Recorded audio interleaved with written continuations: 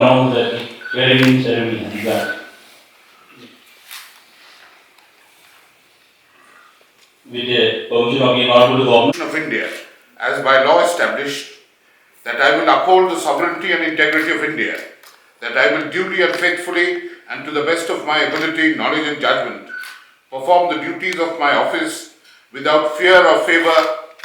affection or ill will, and that I will uphold the Constitution and the laws.